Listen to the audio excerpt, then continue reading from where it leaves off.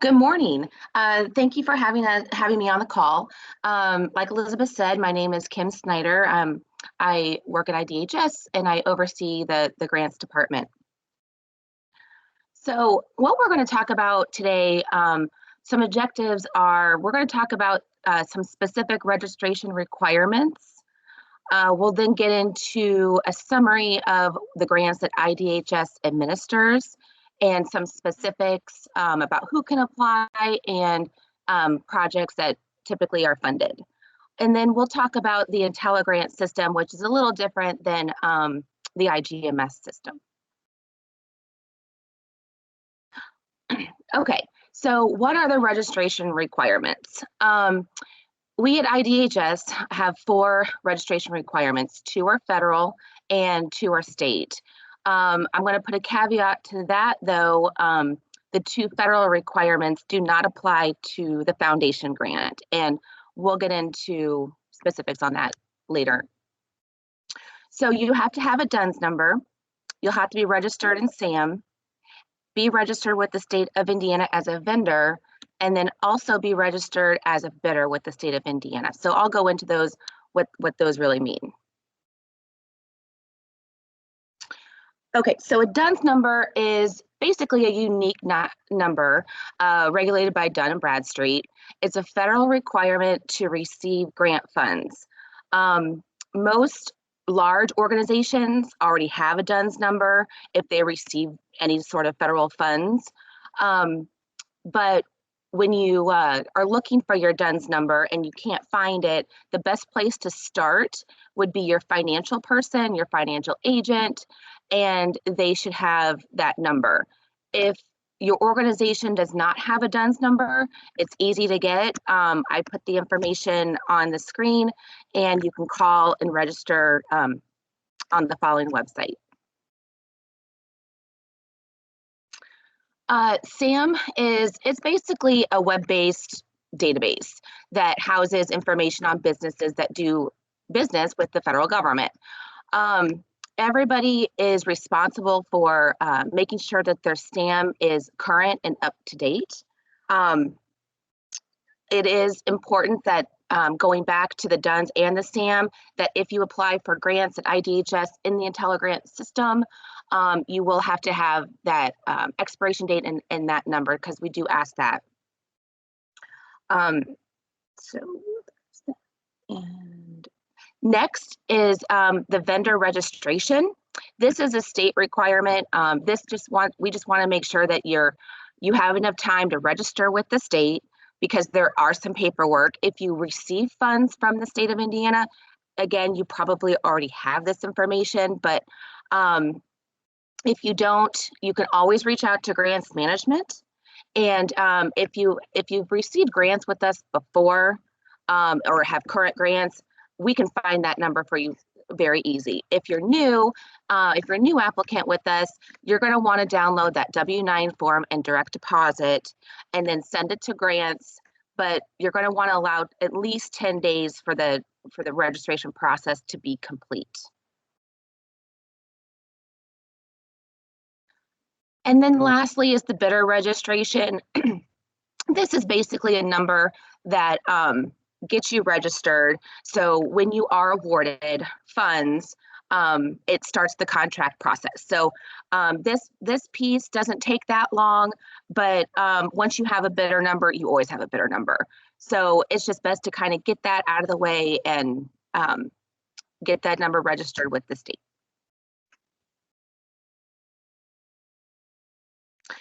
Okay, a few funding streams that we administer are the State Homeland Security Program, the Emergency Management Performance Grant, Hazardous Materials Emergency Preparedness Grant Program, and the Homeland Security Foundation Grant, which is our state grant. I'll go into specifics on each slide, but I do want to say I do have a link on each of the grants that links to our website that gives additional information on the NOFOs, or the Notice of Funding Opportunities, along with guidance. And I think it's really important to read through those before you apply to see if, one, you're eligible or 2 if you're interested. So I think that's a really good place to start. Okay, our state Homeland Security program. This is a grant that focuses on it hits major for law enforcement. There is a requirement for law enforcement that we have to give funds to law enforcement organizations. And basically what this addresses is terrorism preparedness. If you're interested in applying for this grant, you have to tie your project of how it would prepare for terrorism prevention type projects. Again, this is, we anticipate the release in the spring. And I will say with this one in particular, you're going to want to go to the website and check out what the guidance is. And we do have an application template that if you are looking forward to applying for this, you can get started and start answering those questions and get ahead of the game. Some common activities would be cybersecurity software, communications, active shooter training and equipment, CCTV, notification systems, critical infrastructure hardening projects, planning projects, and mass fatalities. So EMPG, that's our Emergency Management Performance Grant, and this is geared towards emergency management. So EMAs apply for this grant, and it's basically to prepare for all hazards. And the release we're thinking will be late spring, early summer. So again, I just want to say, if you're interested in applying for all hazards type of projects, go to our website and see if it pertains to your organization and need. Some common EMPG activities would be training and exercise. We fund a lot of planning projects, COOP COG, emergency operations, and then all hazards trainings and conferences. This is a good fund if you want to go and for professional development, conferences, training. This is a good fund to apply for. Okay, so HMEP, this is our hazardous materials grant, and basically this is to just increase effectiveness of safe and efficient handling of hazardous material. If your county organization has a hazmat team or you need hazmat type training, equipment, this is perfect for you. We anticipate opening this late spring, early summer, and again, everything is linked to our website, so you can review the NOFO that has all of the requirements, eligibility, and how to submit.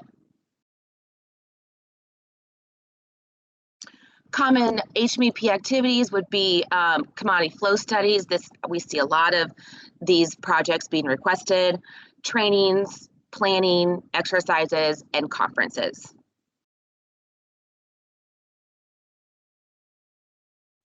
Okay, foundation, this is our state grant, and this is an interesting grant because the revenue from this grant comes from the license plates.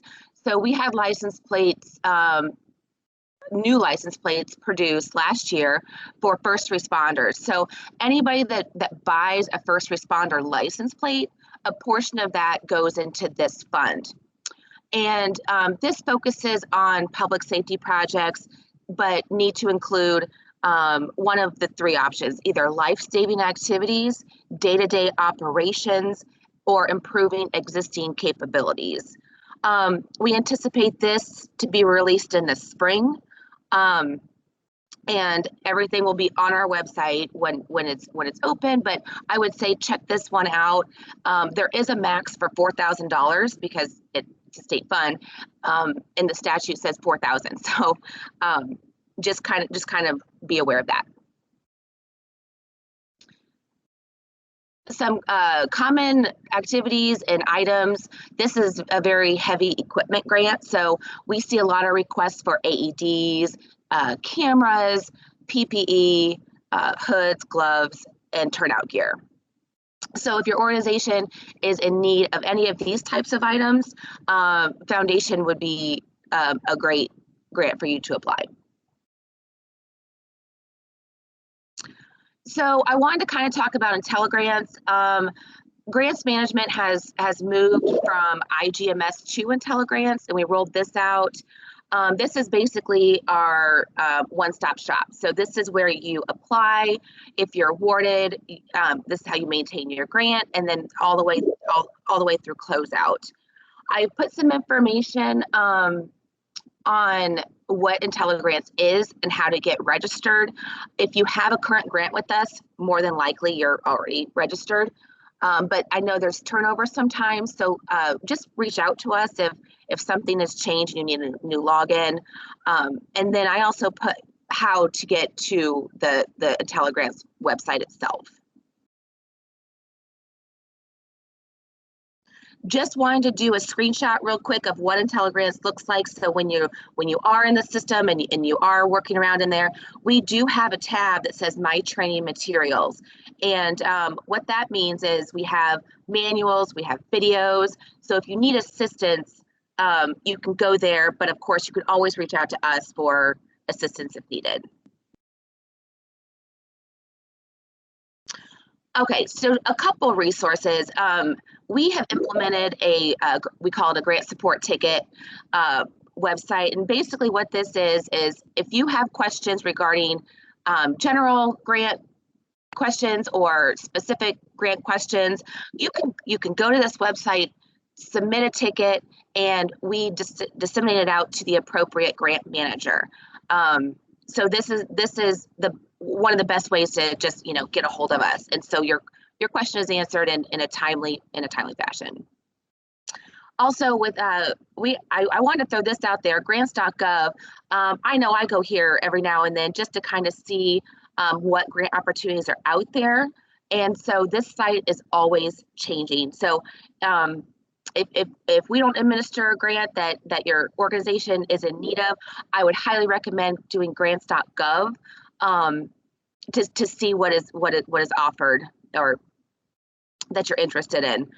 I don't have it on this slide, but going back to the website links and everything, I would suggest highly that if you're interested in our grants, sign up for Gov Delivery, and you can have the option of subscribing for one grant that you're interested in or all of the grants. And that's how we're going to disseminate when applications are open, when they close, and you'll get notified directly to your email.